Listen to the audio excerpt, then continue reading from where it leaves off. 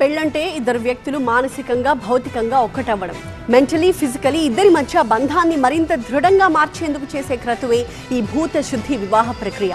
ప్రాణ మరణ భయాలకు తావివ్వకుండా ఆందోళనకు భావోద్వేగాలకు దూరంగా ఉండేందుకు ఈ పద్ధతిలో వివాహం చేసుకుంటారు. ఇక సమంత రాజ్ ఈ పద్ధతిలో పెళ్లి చేసుకున్నాక ఎంక్వైరీలు ఎక్కువైపోయాయి. అసలేంటి పద్ధతి అని ఆరా తీయడం మొదలైంది. సమంత రాజ్ కాకుండా గతంలో ఇంకెవరెవరు ఈ భూత శుద్ధి పద్ధతిలో పెళ్లి చేసుకున్నారా అని వెతకడం మొదలుపెట్టారు. ఇంతకీ గతంలో భూత శుద్ధి ప్రక్రియలో వివాహం చేసుకున్న ఆ సెలబ్రిటీస్ ఎవరు?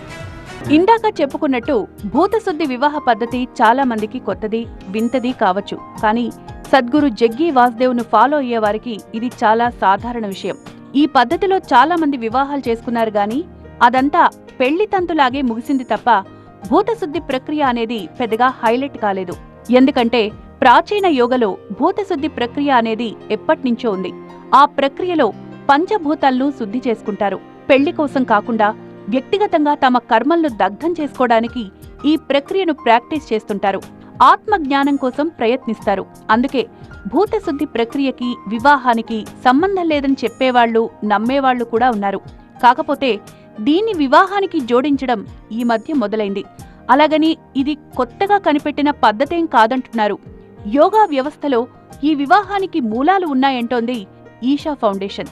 చాలా మంది వివాహం చేసుకోవాలని, అలాగే విదేశీ యానాలు వెళ్లాలని, అలాగే రాజకీయంగా ఎదగాలని కొంతమంది ఈ భూతశుద్ధి కాలంలో భూతకాలంలో లేచి భూతశుద్ధి అనే తాంత్రిక విద్యలో భాగంగా ఈ భూతశుద్ధిని ఆచరించి వారి వారి కోరికలు తీర్చుకుంటూ ఉన్నారు.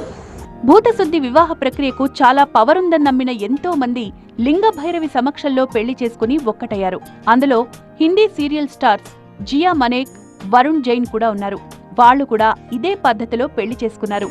భూతశుద్ధి క్రతువులో పెళ్లి చేసుకోవడం ద్వారా సమంత గట్టి సిగ్నలే పంపారు.